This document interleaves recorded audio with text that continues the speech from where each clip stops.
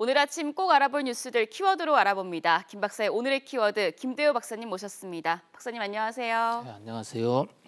네, 오늘도 5개 키워드 준비되어 있습니다. 첫 키워드부터 바로 보시죠. 오늘 첫 키워드 WHO의 굴욕입니다. 코로나19가 가라앉기는커녕 미국과 유럽을 중심으로 더욱 확산이 되고 있습니다. 이런 상황이자 세계보건기구죠 WHO가 결국 팬데믹을 선언을 했습니다. 전 세계 확진자가 12만 명이 넘어서야 이제야 팬데믹을 선언했다면서 늑장 대응이라는 비판도 나오고 있는데 지금 이 영향으로 전 세계 증시가 폭락하기도 했어요. 네, 어저께 밤사이에 또 뉴욕 증시가 아주 와르르 대폭락을 했습니다. 네. 하루 전 좀 회복을 했나 싶었는데 그 회복한 거 다 까먹고 네. 그거보다 더 큰 폭으로 5.86% 하락했어요. 네. 최근에 워낙 증권 시장에서 뉴욕 증시 하락폭이 또 상승폭이 이 요동치는 폭이 크기 때문에 5.86% 정도 하면 아무것도 아닌 것 같지만 네. 평소 상황으로 보면 사실 1%도 굉장히 큰데 5.8%는 거의 폭락 상황, 패닉 상황이라고 할 수가 있습니다. 네. 뉴욕 증시의 이 하락 추세를 시간대별로 보면 WHO에서 이 사무총장이 코로나 팬데믹을 선언한 것과 시간이 거의 엇비슷해요. 네. 팬데믹이라는 것은 지금 그림에서도 나오는 것대로 WTA가 WHO가 전염병 경보를 하는 6개 단계 중에 가장 높은 단계. 네. 이제 WHO가 경고할 수 있는 더 이상의 단계는 없습니다. 가장 심각하다는 것이고 또 팬데믹이란 그 말 자체는 팬은 모든 이런 뜻이고 데믹은 그리스 말에서 민주주의, 사람의 이런 뜻에서 왔는데 모든 사람이 네. 아무 이유도 없이 언제 어디서든지 감염될 수 있다라는 그런 위기 경보를 발령하는 것이에요. 팬데믹이라는 것은 사실 이 인류 역사상을 네. 받아보더라도 14세기 그러니까 1376년에 발생한 중세 흑사병 네. 그리고 그 이후에 스페인의 감기 그리고 최근에 에볼라 그 3번 정도밖에 없었어요. 그러니까 이번의 코로나 사태는 인류 역사상 4번째의 팬데믹이다라고 볼 수가 있는 것입니다. 네. 자, 그런데 이 팬데믹은 사실 많은 사람들이 이미 코로나가 팬데믹 상황이라고 인지해 왔습니다만은 어젯밤에 WHO의 이 팬데믹 선언의 주가가 이렇게 대폭락한 것은 미국 증시뿐만 아니라 아시아 증시, 유럽 증시 다 폭락했거든요. 네. 이렇게 주가가 폭락한 것은 그동안 WHO가 절대 팬데믹이 아니다라고 네. 꾸역꾸역 우겨왔기 때문입니다. 이 WHO는 지금 중국 영향권에 있고 이번 중국에서 발생한 코로나 사태를 과소평가하기 위해서 중국의 눈치를 보느라고 상당히 사태를 왜곡시켜 왔다 이런 평가를 받고 있는데 네. 끝까지 팬데믹이라고 얘기를 하고 싶지가 않았었어요. 네. 그럼에도 불구하고 상황 몰려가는 것이 팬데믹을 선언하지 않을 수 없는 상황으로 몰려가니까 뒤늦게 그 팬데믹을 선언했단 말이죠. 그러니까 뉴욕 증시에서 바라볼 때 또 유럽 증시에서 바라볼 때는 상황이 워낙 심각하구나. 네. WHO 사무총장이 아무리 중국을 의식해서 봐주려고 하더라도 팬데믹 선언을 하지 않을 수가 없는 상황이구나. 이런 의혹이 정폭되면서 네. 국제 유가도 아주 대폭락을 하게 된 것이거든요. 네. 그러니까 한번 이 첫 단추를 잘못 낀 WHO가 지금 계속 악수를 두고 있고 네. 오히려 지금 세계 그 코로나 사태와 관련해서 가장 큰 책임이 바로 WHO에 있지 않느냐. 네, 지금 사무총장 사퇴 청원까지 올라오고 있나요? 그렇습니다. 사무총장 사퇴 청원까지도 올라가고 있고 우리나라에서도 바로 WHO의 사무총장 발언을 네. 근거로 해서 초기에 네. 초기 대응을 어설프게 했다라는 이런 지적을 받고 박사님, 있거든요. 그러면 이 팬데믹이 선언이 됐으니까 이제 지금 중국인 입국 금지도 혹시 할 명분이 좀 생기는 거라고 볼 수 있을까요? 예, 근데 그 대목은 이미 우리 대통령께서도 밝혔지만 초기라면 몰라도 지금은 할 필요가 있냐라는 그런 판단도 있는 것 같고요. 네. 지금 중국은 환자가 그 코로나 확진자가 우리보다도 증가율을 보면 훨씬 적은 상태예요. 그런 면에서 지금 중국의 이제 입국 선언 문제는 뭐 해도 큰 의미가 없는 그런 네. 시점이 되지 않았나 싶습니다. 아무튼 WHO의 과도한 중국 눈치 보기 또 거기에 편성해서 WHO 핑계로 또 중국에 대한 과대한 눈치 보기와 방역 타이밍을 놓친 한국 정부도 결국 같은 피해자가 아닌가 그런 생각을 해봅니다. 네, WHO의 팬데믹 선언에 대해서 얘기 나눠봤습니다. 이어서 두 번째 키워드로 가보시죠. 다음 키워드, 푸틴의 화살입니다. 합의의 문이 열려 있다던 러시아, 살짝 꼬리를 내린 줄 알았는데 속으로는 전혀 다른 생각을 하고 있었나 봅니다. 겉으로는 사우디아라비아의 석유 전쟁인 줄 알았는데 지금 진짜 표적이 미국의 셰일가스라는 분석이 나와요. 예, 밤사이에 국제 유가도 또 큰 폭으로 떨어졌습니다. 네. 국제 유가 하락세가 멈추지 않고 있는 것이죠. 지금 뉴욕 증시가 폭락하고 한국의 코스피, 코스닥이 떨어지게 된 그 촉발 단초를 마련한 게 바로 국제 유가의 하락이었습니다. 네. 사우디가 이제 원유를 정산하겠다. 또는 가격을 깎아주겠다라고 얘기하면서 국제 유가가 떨어졌고 네. 그 국제 유가 하락이 뉴욕 증시의 정유주 폭락을 몰고 와서 지금 세계 증시가 하락을 하고 있었는데요.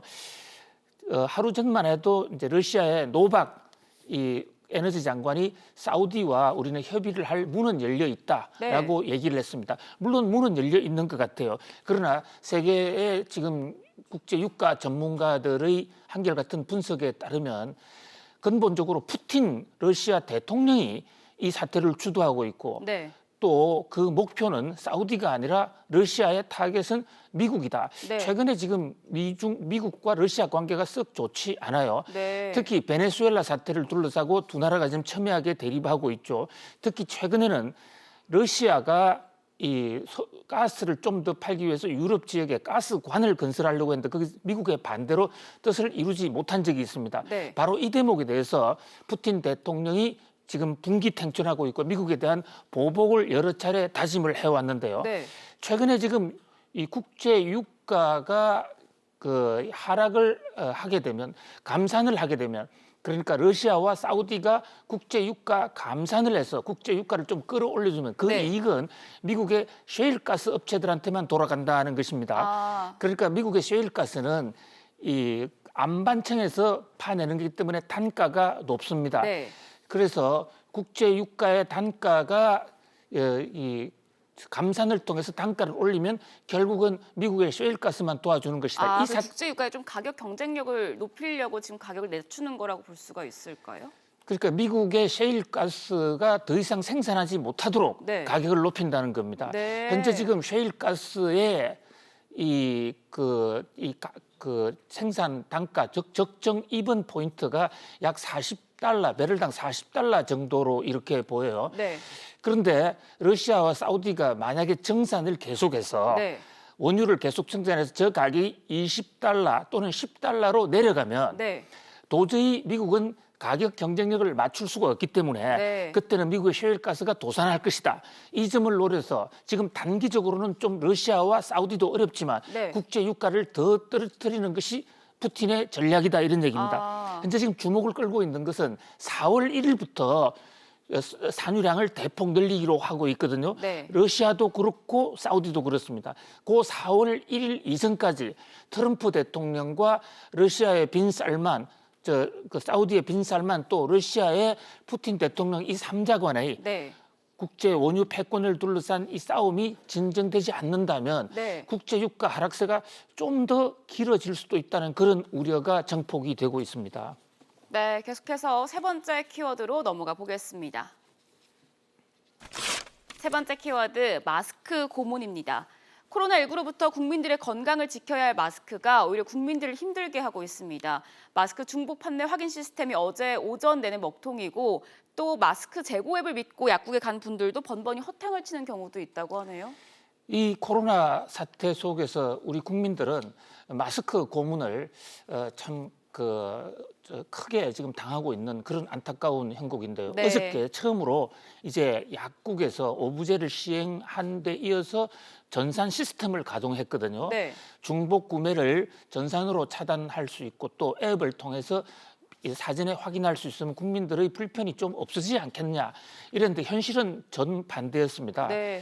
크게 두 가지 문제가 있었는데요. 자, 첫 번째로 우려되는 것은 심평원 의학 제약 심사 평가원 보건복지부 소속 저기에 서버가 일순간에 다운이 돼 버렸어요. 네. 저 서버는 각 약국에서 개인별로 약이나 또는 마스크를 어느 정도 시간대별로 얼마나 사고 있는가를 측정해주는 굉장히 중요한 국민 복지의 심장이라고도 할 수 있습니다. 네. 그런데 저게 어저께부터 이 마스크를 농협하고 일부 유채국 등에서 팔면서 확대를 했는데 네. 저게 용량이 넘쳐서인지 서버가 다운이 돼 버렸어요. 네.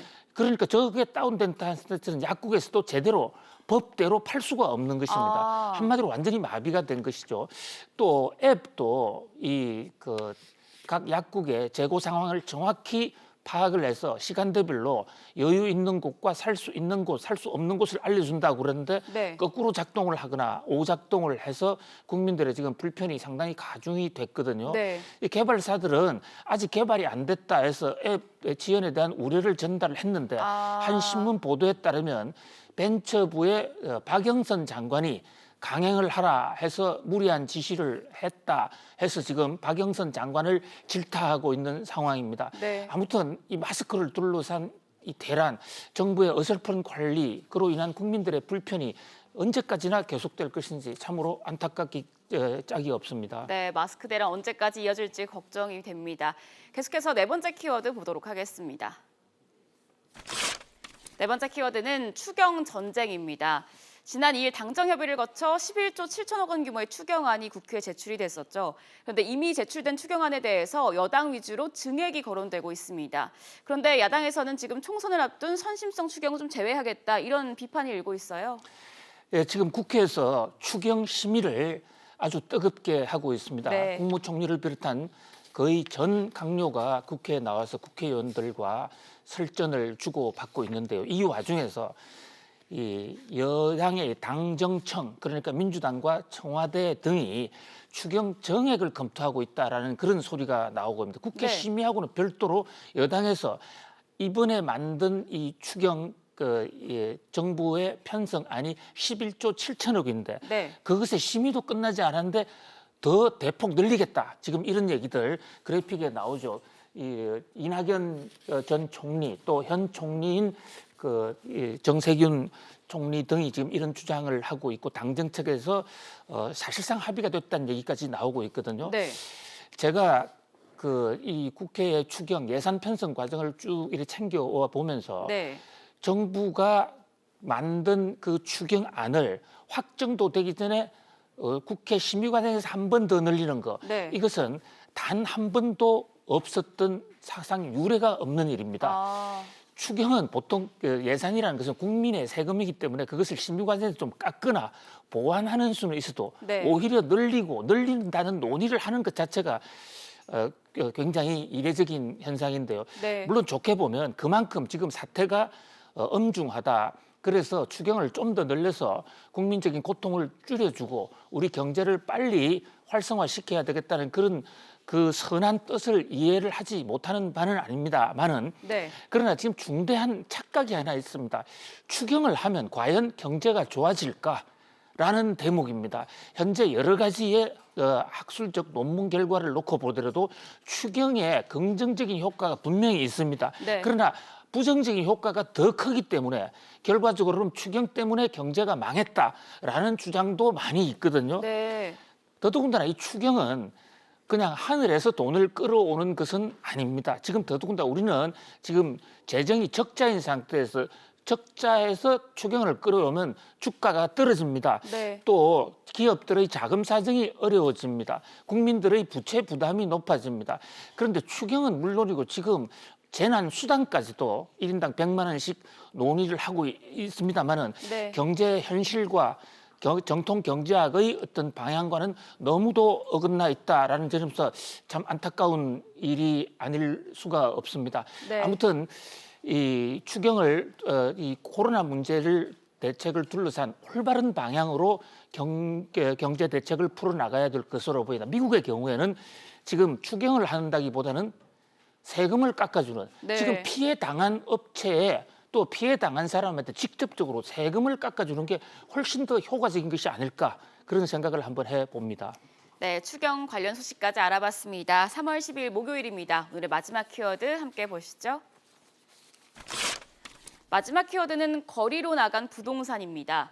재개발과 재건축을 앞둔 조합들이 분양가 상한제를 피하기 위한 총회를 열어야 하는데 지금 코로나19 때문에 많은 사람들이 모이는 대규모 행사는 좀 금지가 된 상황이잖아요. 지금 발에 불이 붙은 것 같습니다. 그렇습니다. 지금 코로나19의 집단 감염 진원지를 보면 네, 첫 번째가 신천지고 네, 두 번째가 콜센터입니다. 네, 근데 참 우려되는 것은 그 세 번째가 재개발, 재건축, 부동산 총회 현장이 또 하나의 코로나 진원지가 되지 않는가 매우 지금 걱정되는 순간이에요. 네, 지금 국토건설부가 분양가 상한제라는 제도를 시행을 하면서 4월 29일까지 이 모집 공고를 내지 않으면 무조건 상한제를 시행하겠다니까 전국에 네. 재건축 재개발 단지가 그 일정을 맞추려고 지금 정관을 개정하고 있는데 정관을 개정하려면 조합 총회를 해야 됩니다. 네. 모여야 되거든요. 네.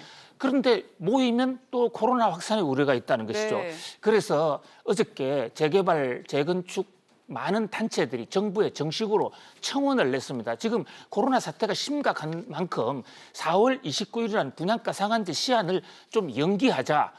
그런데 지금 건설국토교통부는 끄떡도 하지 않고 있습니다. 결국 네. 민간 택지 분양가 상한제에 관련 이 재건축 재개발 단지에서는 거리로 나오고 있고 체육관 또는 운동장으로 나와서라도 하고 있는데 거리에 모여 있다 하더라도 사람이 집단적으로 가까이 모여 있으면 코로나 사태의 확산의 우려가 상당히 높아질 수밖에 없습니다. 네. 지금 비상한 시국입니다. 여기서 추경을 만들자 또는 세금을 깎아주는 정책도 중요하지만 지금 각종 규제 정책에 대한 완급 조절 이것도 무엇보다도 중요할 것으로 보입니다. 지금 상황에서 부동산 특별조사반을 만들어서 내보낸다든지 분양가 상한제 때문에 국민들이 코로나 확산의 공포에 내몰리는 현실이 참 안타깝습니다.